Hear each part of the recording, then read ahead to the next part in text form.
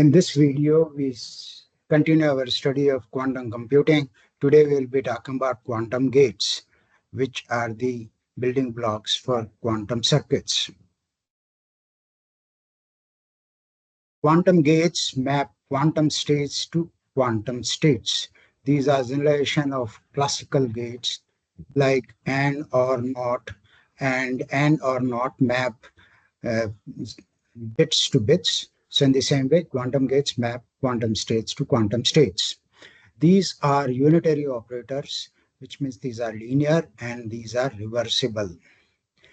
So first we talk about the 1-qubit gates which map states of 1 qubit to 1 qubit.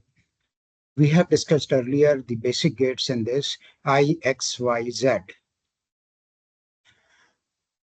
In addition to that, a very important gate is Hadamard gate, H, which have a matrix of 1 by square root of 2, 1, 1, 1 minus 1. Next is phase gate, denoted by S, with matrix 1, 0, 0, I. If you look at it, the 0 vector is mapped as 0 vector in this case, and 1 vector is mapped at I of 1. That means it's rotated by 180 degrees. Similarly, there is a pi by 8 phase gate, T. It has a matrix of 1, 0, 0, e raised by I pi by 4. It maps 0 to 0 and 1 to e raised by I pi by 4 into 1. In addition, there is another important gate is Rx theta, where theta is any real number, which is given by e raised to minus I theta x by 2, where x is the Pauli matrix given here. Any general unitary operator on a qubit, U, can be represented as e raised to I alpha, Rz beta, Ry gamma, Rz delta, where Rz and Ry are given just like Rx here. In Ry, you will have e raised to minus theta y by 2. Similarly, in Rz theta, we will have e raised to minus I theta z by 2.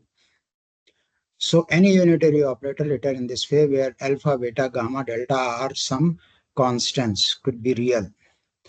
Instead of Rz and Ry, we could have Rz and Rx, or Ry and Rx. X gate that we have given above maps 0 vector to 1, 1 vectors to 0. So this is a quantum NOT gate. NOT gate corresponding just like in the classical case, this is for the quantum gate. Control NOT gate, which is denoted by C naught CT, is C, T exclusive or C. So what it means is if C is taken at 0 here, then it becomes 0 and T exclusive of 0 is T itself. Similarly, if C is 1, then it becomes CXT. So that's why it's called control gate. The bit C here is the controlling the gate NOT operation on T. If C is 0, NOT is not operated on T. If C is 1, NOT operates on T. More generally, just like for control NOT, there are control U gate. If U is any unitary gate, quantum gate, then CU, CT is control U gate, where C is the controlling bit and T is on which U works. So it can be written as C. C will remain as C, but on T, you operate UCT. If C is 0, then this becomes I. If C is 1, then this is U. This gate is denoted by this circuit.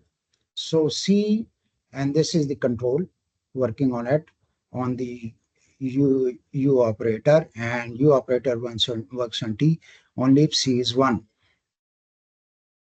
A generalization of control U is CNU, where on any state phi, x1 to xn, n bits operate.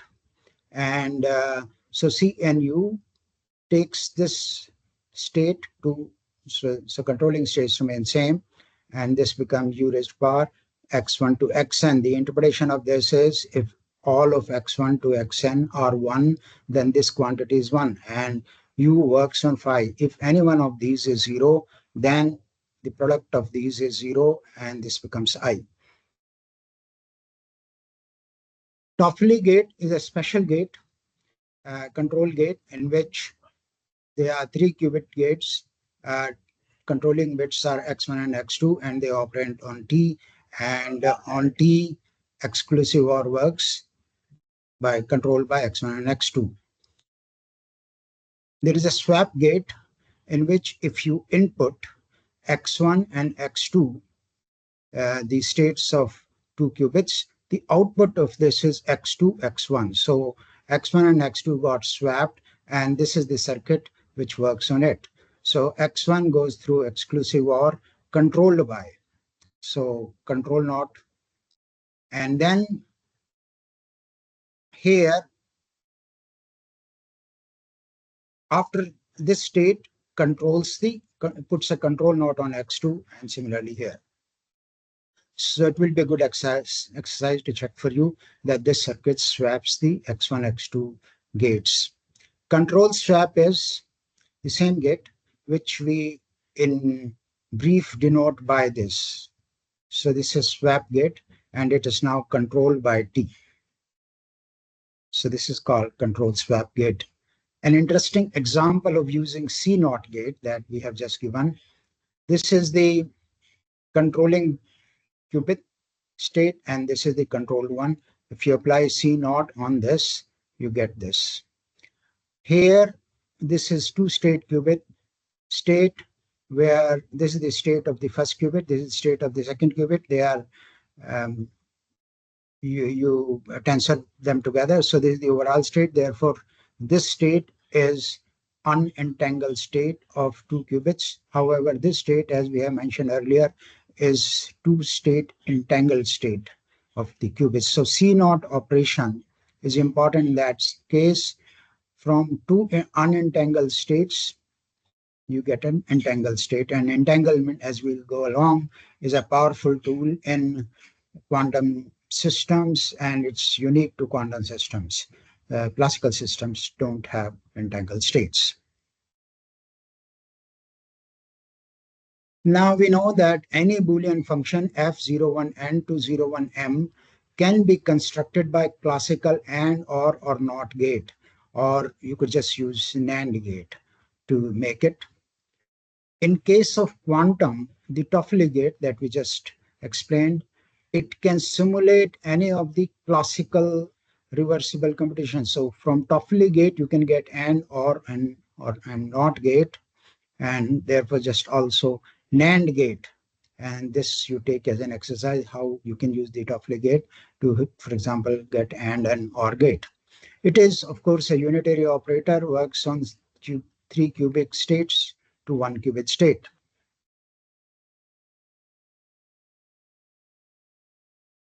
Any unitary operator U on C2 tensored n. So any unitary operator on a system of n qubits can be exactly constructed from smaller unitary operators and C0 gate. By smaller unitary operators means unitary operators where you are considering the quantum qubits with tensor products less than n.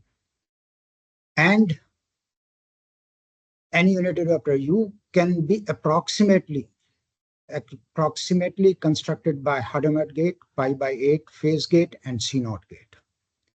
So this was saying that any unitary operator on n-state cubic state system can be constructed from smaller qubit systems. But here this is saying that so Hadamard pi by 8 phase gate and C0, these are unitary gates on single qubits. These themselves can approximately construct any unitary operator on n length qubit states.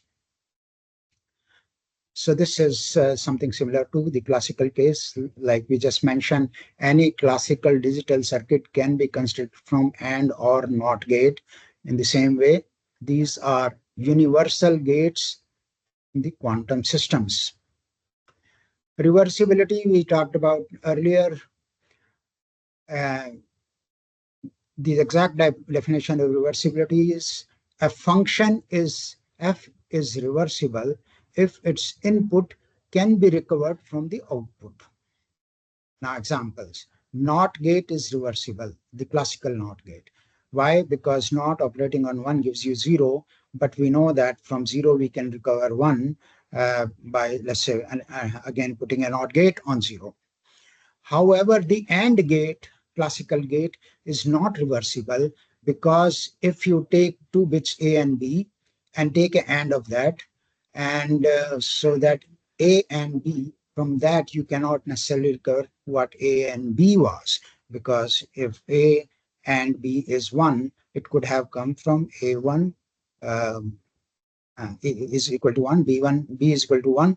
But if A dot B is 0, then it could have come from 1 0 or 0 1 and or 0 0.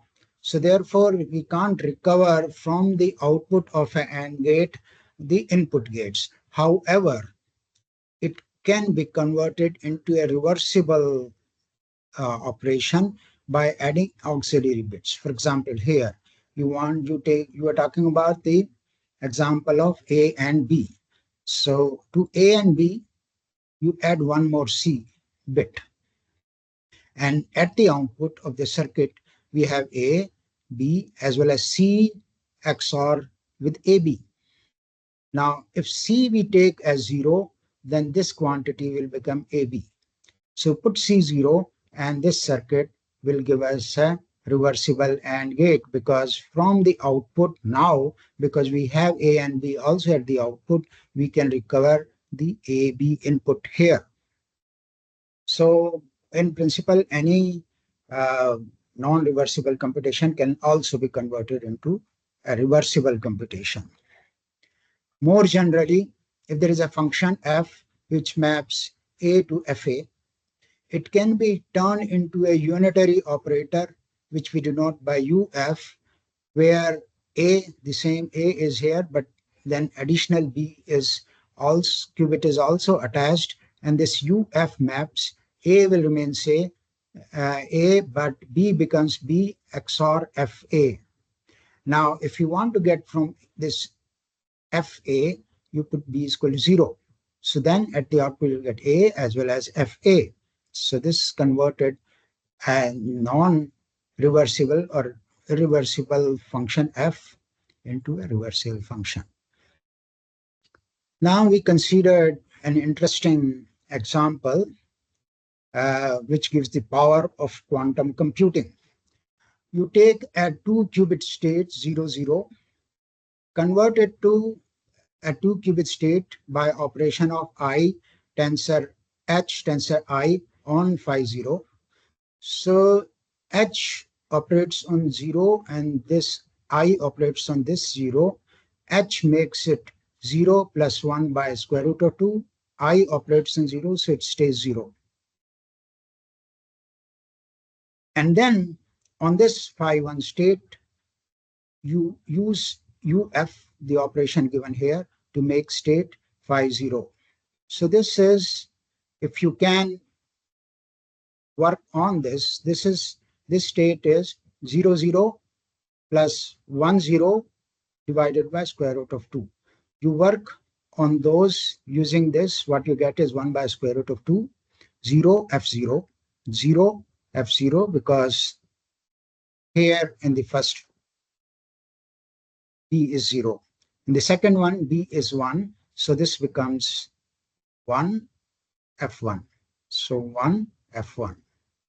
So in this operation, you have taken 0 0 and finally got a state of, for any given f, using the corresponding unitary operator UF, this state. Now look at the state. This is a superposition of two states where F0 as well as F1 is available. So in this state, the information about the function value f0 and f1 both are available. And this turns out to be a very, very powerful scheme in quantum computing as we describe further. So you take a generalization of that instead of just f being from one on single bit to it could be from 0, 1 n bit vectors to binary m bit vectors, any function f. You take the corresponding unit reversible operator uf, start with 0 m, so this is the same number of m, with first operating hn 0, 0 m. So I think this is a mistake. So here hn and this im, you operate that on this, and then you use uf. And just like in the previous case here,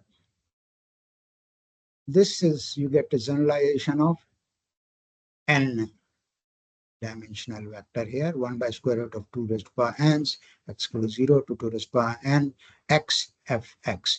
This is a superposed state in which all possible information of f at all possible values of x, these binary vectors, is available in a single state. Now, so what is the importance of this? This shows us using once this UF operation, I can get values of fx for all possible x. This is the parallelism. In principle, it gives the parallel evaluation of fx in one operation of UF. Because there are n operations of this. So this quantum circuit gives 2 raised to power n parallel evaluations of fx. In contrast, for classical circuits, to get the 2 raised to power n evaluations of fx, you would have required a hardware of the size of 2 raised to power n. So at most, even if you consider n here, corresponding to this n, we have a parallel advantage in quantum circuit that you use n circuits to get to respond an evaluation, while in the classical case you would have required to respond an evaluation. So this is a very, very powerful feature of quantum circuits not available in the classical circuits. And this is exploited heavily in quantum algorithms, as we will show further on. Another useful trick that is often used in quantum circuits is you take UF, operate it on x, 0, minus 1 by square root of 2. And if you use this, you will see that after that, the state of the system can be written as minus 1 raised to power fx, x, and this qubit state remains same. So by this operation, the value of fx has become the index of minus 1. It got encoded in the phase of this vector. This also we will be exploiting as we go along. Now we discuss about the quantum algorithms, some of the famous quantum algorithms, powerful quantum algorithms we mentioned in the beginning. And today we will just discuss one such algorithm. In the next video, we will discuss several other algorithms that are very, very powerful. This is Grover's algorithm. It does search in unstructured environment. So what it does is, suppose you have a set S of n elements, and so these may be different elements, and out of that we need to find out one particular item. For example, this may be, one of them may be table, and other items may be chair and ball and so on and so forth. So how do you get it? Now, you are not able to see all of them, and maybe each one of them is put in a box, opaque box, and you just have to choose and finally get the box which contains table.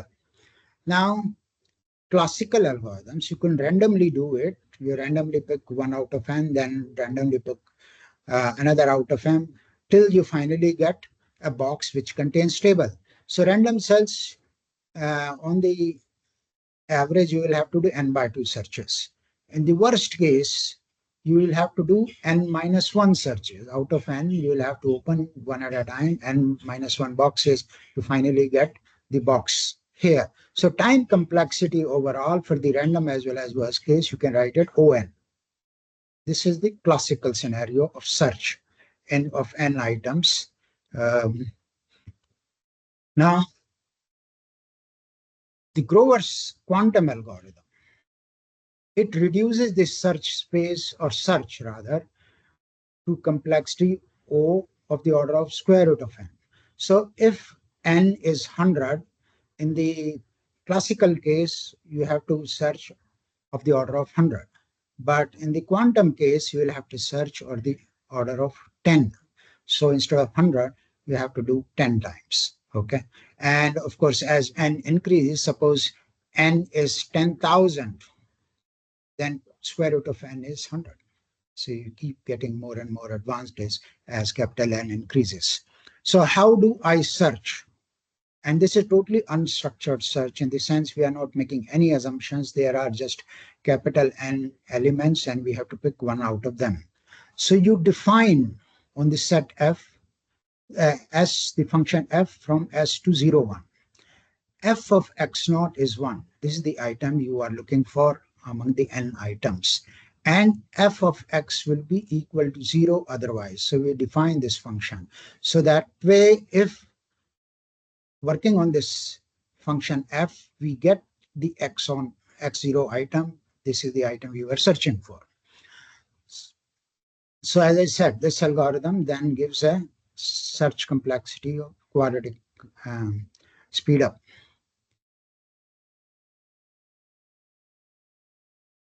Now this quantum circuit for the Grover's algorithm is, first you apply Hadamard operator on this superposition of 0 n qubits. So you start with 0 n qubits, you operate H tensor n, so all of them use the Hadamard operation. After that, you use this operator G, G for Grover operator, one time, second time, up to, let's say, capital N times. And after operating it capital N times, you measure the state. And what is this G? G operator is X tensor N to 0. So this is matrix corresponding to the 0 operator, 0 conjugate of 0. And this works on, then you take minus of 1, I matrix, then x raised to power, h raised to power xn, and uf. So this is the overall operator, which we denote by G. You keep using them again and again and again, capital N times. After that, when you make the measurement on the state, the correct value, correct state x naught, or the item we were looking for, is output from the measurement with probability greater than equal to 1 minus 1 by n, capital N, where G has been used capital N times. If you increase n, we can keep increasing the probability of correct output by that much amount. So this way, we are able to get the quantity we want with square root of n operator. Right now, we describe this algorithm when one item, x naught out of capital N, small n items needs to be selected. It can be generalized to the case if multiple items need to be searched. So instead of one, maybe two or three or so on. So we can pick, when we do the measurement, we will get with a high probability any one of those items. This algorithm can be used to find a global minimum of f functions over binary n-dimensional vector to R. This is a very important application because this is giving you combinatorial optimization, and in that case, which is very, very important application, and in that case, Grover's algorithm gives quadratic complexity gain. With this, we end today's video, and we will continue in next video other important algorithms, and all the algorithms that we will discuss in the next video provide actually exponential complexity gain over the classical algorithms. Thank you very much.